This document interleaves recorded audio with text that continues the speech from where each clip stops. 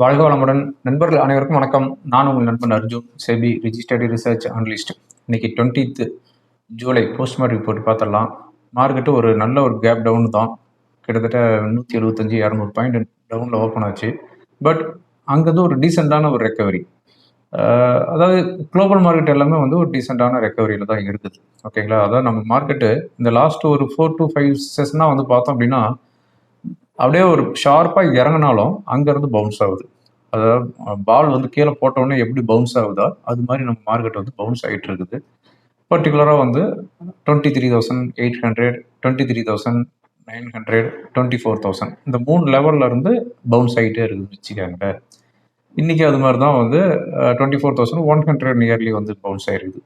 So இது அப்படியே continue ஆகுமா அப்படின்னு பார்க்கணும். ஓகேங்களா? அதுக்கப்புறமா வந்து நிறைய பேர் வந்து கேட்டுருக்குறீங்க, எஸ்பிஐ ஏஎம்சி ஐபிஓ கிடைச்சிருக்குது, இது வந்து ஹோல்டு பண்ணட்டுமா இல்லை செல் பண்ணட்டுமா அப்படின்ட்டு. அதாவது என்னுடைய பெய்டு கிளைண்ட் எல்லாத்துக்குமே நான் வந்து ரெக்கமெண்டேஷன் கொடுத்துருந்தேன், இது வந்து ஸ்ட்ராங்காக அப்ளை பண்ணுங்க அப்படின்ட்டு. எல்லாத்துக்கும் நிறைய பேருக்கு கிடைச்சிருக்குது அப்படின்னு மெசேஜ் வந்துருக்குது. ஓகேங்களா? ஸோ எல்லாத்தையுமே பார்த்துடலாம். இன்னைக்கு ஸ்கிப் பண்ணாமல் பாருங்கள், எனக்கு வீடியோ கண்டிப்பாக யூஸ்ஃபுல்லாக இருக்கும். இப்போ குளோபல் நியூஸ் அப்படின்னு பார்த்தோம் அப்படின்னா, அதாவது இன்னைக்கு ஏர்லி மார்னிங் பிரெண்ட் க்ரூடு வந்து நியர்லி $90 மேலே போச்சு பெர் பேரல். ஆனால் இப்போ வந்து $88 பெர் பேரலுக்கு ட்ரேட் ஆகிட்டு இருக்குது. அதாவது சம் மீடியேட்டர்ஸ் வந்து ஈரான் வந்து ப்ரப்போசல் பண்ணிக்கிறாங்க அப்படின்ட்டு ஈரானுடைய ஃபாரின் மினிஸ்டர் வந்து ஒரு ஸ்டேட்மெண்ட் கொடுத்துருக்குறாரு. அதனால் வந்து ஒரு பேச்சுவார்த்தை நடக்கும் அப்படின்ட்டு ஒரு ஹோப்பில் பிரெண்ட் க்ரூடு எல்லாமே வந்து டவுன் ஆகிட்டு இருக்குது. $87-88 பெர் பேரலுக்கு ட்ரேட் ஆகிட்டு இருக்குது. லாஸ்ட் ஃப்ரைடே யூஎஸ் மார்க்கெட்டை பொறுத்தவரையும் ஒரு பெரிய ஒரு டவுன் தான். அதாவது Nasdaq index 1.4%, S&P 500 1%, to Jones 0.77% டவுனில் வந்து க்ளோஸ் ஆயிடுச்சு. இந்த வீக்கெண்டில் ட்ரம்ப் ஏதாவது அட்ராசிட்டி பண்ணுவாரா அப்படின்னு பார்த்தோம் அப்படின்னா எந்த ஒரு அட்ராசிட்டியும் பண்ண கிடையாது. அவர்கிட்ட வந்து எந்த ஒரு மெசேஜுமே வர கிடையாது. அவர் வந்து இப்போ ஃபுட்பாலுக்கு ரொம்ப பிஸி ஆகிட்டார்னு வச்சுக்கோங்க. ஃபுட்பால் மேட்ச் ஃபைனலுக்கு போயிருக்கிறாரு. அதனால் இப்போ ஃபுட்பால் மேட்ச் ஃபைனல் முடிஞ்சு நீங்கள் வந்து ரெஸ்ட் எடுத்துகிட்டு இருப்பாரு. இனிமேல் வந்து அவருடைய அட்ராசிட்டியை வந்து ஸ்டார்ட் பண்ணலாம்னு நான் நினைக்கிறேன். ஓகேங்களா? இன்றைக்கி மார்னிங் ஏசியன் மார்க்கெட் பார்த்தோம் அப்படின்னா இன்றைக்கி ஜாப்பனீஸ் நிக்கி ஹாலிடே. ஹேங்சங் இண்டெக்ஸ் 2% ஹையில் க்ளோஸ் ஆகிருக்குது. ஷாங்காய் இண்டெக்ஸ் 1.5% ஹையில் வந்து க்ளோஸ் ஆகிருக்குது. ஓகேங்களா? நம்ம கிஃப்ட் நிஃப்டி நியர்லி 150 பாயிண்ட்ஸ் டவுனில் இண்டிகேட் பண்ணிட்டு இருந்துச்சு. அதே மாதிரி தான் ஓப்பன் ஆச்சு. அதாவது லாஸ்ட் ஃப்ரைடே க்ளோஸ் ஆனது 24,335 க்ளோஸ் ஆச்சு. ஆனால் இன்றைக்கி ஓப்பன் ஆனது 24,180 அரௌண்டில் ஓப்பன் ஆச்சு. அங்கேருந்து 24,135 வந்துட்டு இன்றைக்கி வந்து க்ளோஸ் ஆகிருக்கிறது 24,200 மேலே வந்து க்ளோஸ் ஆகிருக்குது. ஓகேங்களா? இன்றைக்கி வந்து ஃபைனலாக பார்த்தோம் அப்படின்னா சென்செக்ஸ் 442 பாயிண்ட்ஸ் டவுன் வந்து க்ளோஸ் ஆகிருக்குது 0.57%, 77,708 செட்டில் ஆகிருக்குது. நிஃப்டி 95 பாயிண்ட்ஸ் டவுனில் வந்து க்ளோஸ் ஆகிருக்குது 24,238 செட்டில் ஆகிருக்குது. மிட் கேப் 0.5% ஹையில் க்ளோஸ் ஆகிருக்குது. ஸ்மால் கேப் மார்ஜினலாக ஹையில் வந்து க்ளோஸ் ஆகிருக்குது. இன்றைக்கி வந்து செக்டார் வைஸ் பார்த்தோம் அப்படின்னா பியூசி பேங்க் 3% ஹையில் வந்து க்ளோஸ் ஆகிருக்குது. அதாவது ப்ரைவேட் பேங்க் வந்து செல் பண்ண ஆரம்பிச்சதுனால இன்றைக்கி வந்து பிஎஸ்சி பேங்க் வந்து பவுன்ஸ் ஆகிருக்குது. ஃபார்மா 1.5% ஹையில் போயிருக்குது. Media index 1%, energy 1%, metal index 0.5% ஹையில் வந்து க்ளோஸ் ஆகிருக்குது. இன்றைக்கி டவுனில் இருந்தது என்னன்னு பார்த்தோம் அப்படின்னா ப்ரைவேட் பேங்க் 2.5% டவுனில் வந்து க்ளோஸ் ஆகிருக்குது. ஆட்டோ இண்டெக்ஸ் ஸ்லைட்லி டவுனில் வந்து க்ளோஸ் ஆகிருக்குது. ஓகேங்களா? அதாவது இந்த வீக்கெண்டில் வந்து ஏர்னிங்ஸ் ரிப்போர்ட் வந்து கொடுத்துருந்தாங்க.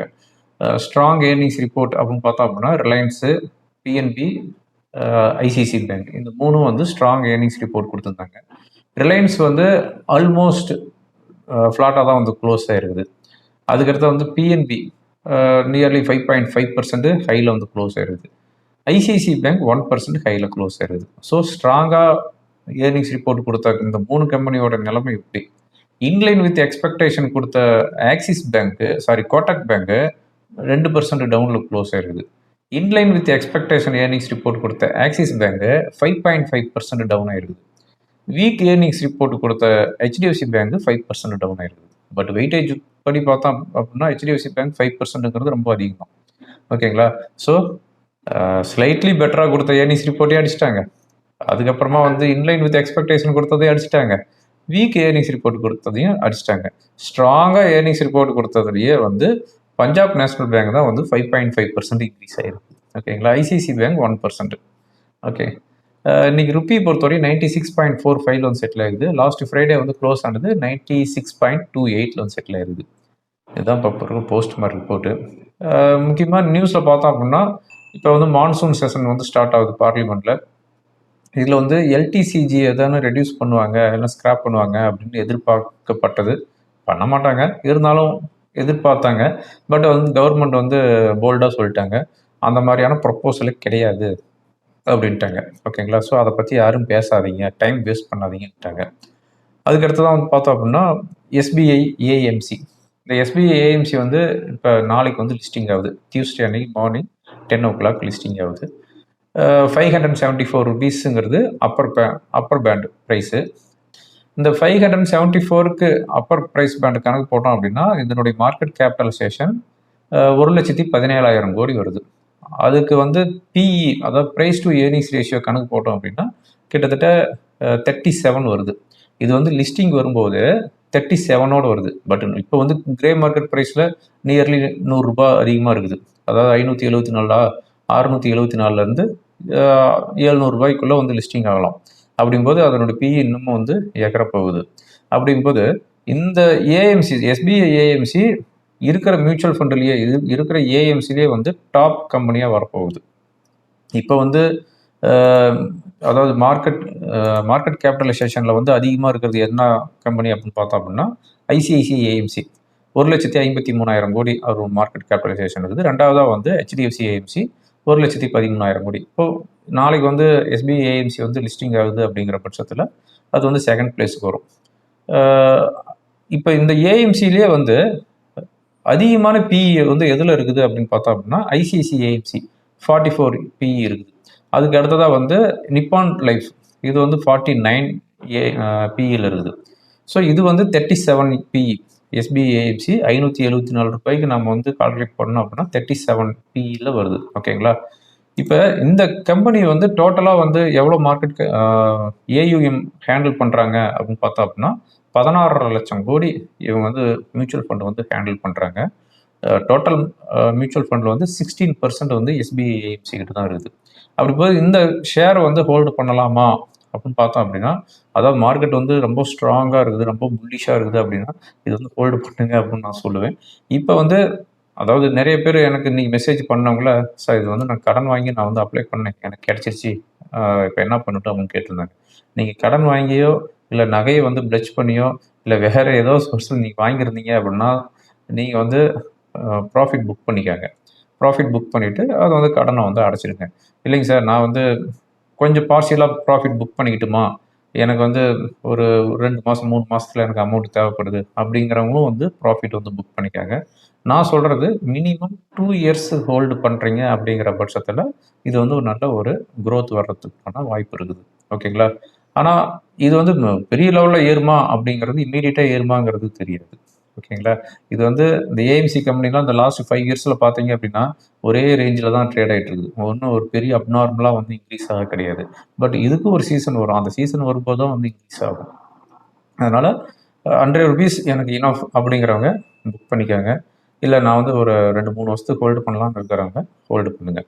இப்போ ரீசெண்டாக வந்து என்எஸ்டிஎல் வந்து லிஸ்டிங் ஆச்சு இல்லை, அது என்னாச்சு, 850 ரூபா நியர்லி வந்து லிஸ்டிங் ஆச்சு. அதுக்கு அடுத்து டெய்லியுமே ஏறிட்டு இருந்துச்சு. ஒரு 5-6 செஷனில் கிட்டத்தட்ட 1,300 போயிட்டு இப்போ மறுபடியும் 850 ரூபாயில் வந்து கேட்பாரற்று கிடைக்குது. அது மாதிரி இந்த ஸ்டாக் வந்து செட்டில் ஆகிறதுக்கு 2-3 நாள் ஆகும். 2-3 நாள் ஆனதுக்கு அப்புறம் தான் செட்டில் ஆகும். இந்த ப்ரைஸ் தான் நமக்கு வந்து ஃபிக்ஸடு அப்படிங்கிற மாதிரி செட்டில் ஆகும். அதனால் ஒரு நல்ல லிஸ்டிங் கெயின் வேணுங்கிறவங்க 100 ரூபாங்கிறது ப்ராஃபிட் புக் பண்ணிக்காங்க. ஒரு 2 வருஷம் 3 வருஷம் ஹோல்டு பண்ணணும்னு நினைக்கிறவங்க மட்டும் ஹோல்டு பண்ணுங்க. ஓகேங்களா? ரைட். இப்போ நாளைக்கு மார்க்கெட் எப்படி இருக்கும் அப்படின்னு பார்க்கறதுக்கு முன்னாடி இப்போ யூஎஸ் மார்க்கெட்டு 100 பாயிண்ட்ஸ் ஹையில் ட்ரேட் ஆகிட்டு இருக்குது. வால் ஸ்ட்ரீட்டு, யூரோப் மார்க்கெட் எல்லாமே வந்து ஆல்மோஸ்ட் ஃப்ளாட்டாக தான் ட்ரேட் ஆகிட்டு இருக்குது வித் பாசிட்டிவ் பயாஸ். இப்போ நிஃப்டியோடைய ரெசிஸ்டன்ஸ் அப்படின்னு பார்த்தோம் அப்படின்னா 24,400 500 வரைக்கும் ரெசிஸ்டன்ஸ் இருக்குது. ஓகேங்களா? சப்போர்ட் அப்படின்னு பார்த்தோம் அப்படின்னா இன்றைக்கி வந்து லோ சப்போர்ட்டாக வந்து நம்ம கன்சிடர் பண்ணலாம். 24,100 நியர்லி வந்து சப்போர்ட் இருக்குது. ஓகேங்களா? இப்போ ஓப்பன் இன்ட்ரெஸ்ட் என்ன இண்டிகேட் பண்ணுது அப்படிங்கிறது பார்த்தலாம். ரொம்பவும் நிஃப்டி வந்து லோவர் லெவலில் வரும்போது ஷார்ட் வந்து கிரியேட் பண்ணாதீங்க. நான் ஃபஸ்ட்டு இந்த வீடியோவில் ஃபஸ்ட்டே சொன்ன மாதிரி பால் கீழே போட்டோன்னே எப்படி பவுன்ஸ் ஆகுதோ அது மாதிரி மார்க்கெட்டு வந்து ஒரு பாட்டம் வந்துச்சு அப்படின்னா அங்கேருந்து ஷார்ப்பாக பவுன்ஸ் ஆகுது. அதனால் ரொம்ப லோவர் லெவலில் போயிட்டு ஷார்ட் வந்து கிரியேட் பண்ணாதீங்க. ஓகேங்களா? இப்போ ஓப்பன் இன்ட்ரெஸ்ட் என்ன இண்டிகேட் பண்ணுது, டெக்னிக்கலாக என்ன இண்டிகேட் பண்ணுது அப்படின்னு பார்த்துடலாம். இப்போ நான் பார்த்துட்டு இருக்கிறது நிஃப்டியோடைய ஓப்பன் இன்ட்ரெஸ்ட்டு. நிஃப்டியோட ஓப்பன் இன்ட்ரெஸ்ட் பார்க்கும்போது 24,200 புட்டில் ஸ்லைட்லி ஓப்பன் இன்ட்ரெஸ்ட்டு அதிகமாக இருக்குது.